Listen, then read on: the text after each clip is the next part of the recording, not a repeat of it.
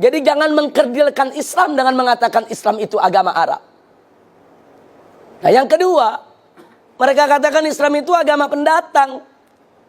Tunggu dulu kalau kita mau bicara soal pendatang. Islam itu agama dari Allah. Bumi ini ciptaan Allah. Bumi ini milik Allah. Sehingga dimanapun Islam itu hadir di atas muka bumi ini, Islam tidak pernah menjadi pendatang. Islam akan selalu menjadi pribumi di bumi manapun milik Allah Subhanahu wa ta'ala. Jadi jangan mereka sombong dengan mengatakan Islam itu pendatang. Tidak. Orang Arab di Indonesia pendatang. Orang Cina di Indonesia pendatang. Tapi Islam bukan pendatang, saudara. Islam itu datang dari Allah Subhanahu wa ta'ala di atas muka bumi. Bumi ini milik Allah. Bumi ini ciptaan Allah. Dengan hak apa ada manusia yang begitu sombong mengatakan agama yang datang dari Allah dikatakan sebagai pendatang? Enggak begitu, saudara. Nah, jadi ini berbahaya sekali. Ingin mengecilkan peran Islam, ingin mengecilkan nilai Islam. Dia ingin bermain kata-kata. Nah, kemudian selanjutnya dia katakan karena Islam ini pendatang dari Arab, maka Islam itu harus dipribumisasi.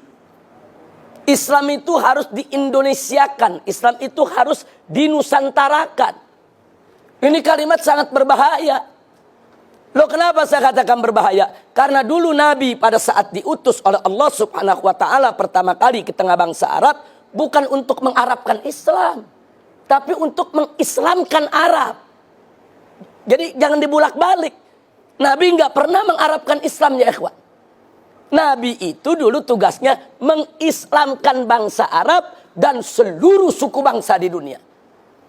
Jadi dulu Nabi mengislamkan Arab, bukan mengarabkan Islam. Nah, jadi kelompok mereka ini yang menyebut dirinya sebagai Islam Nusantara memutarbalikkan persoalan, dan ini sangat berbahaya. Baik, sekarang mari kita lihat. Kalau nanti Islam di Indonesia harus di-Indonesiakan, maka konsekuensinya Islam di Afrika harus di-Afrikakan. Islam di Eropa harus di-Eropakan. Islam di Amerika harus di-Amerikakan. Islam di Cina harus dikinakan. Islam di India harus di-Indiakan. Naif betul. Kok bisa begitu rendah sekali Islam? Ingin diubah-ubah, disesuaikan dengan suku bangsa? Tidak.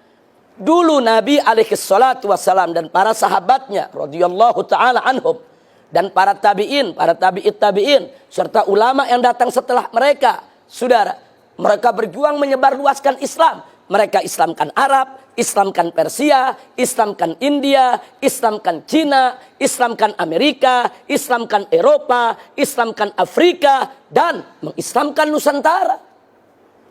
Wali Songo dulu ketika berdakwah di tanah Jawa, Wali Songo nggak pernah menjawakan Islam. Wali Songo nggak pernah menusantarakan Islam.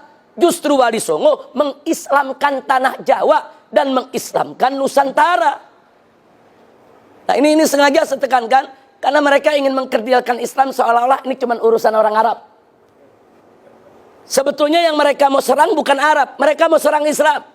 Arab ini cuma perantara saja, ya ikhwah. Nah,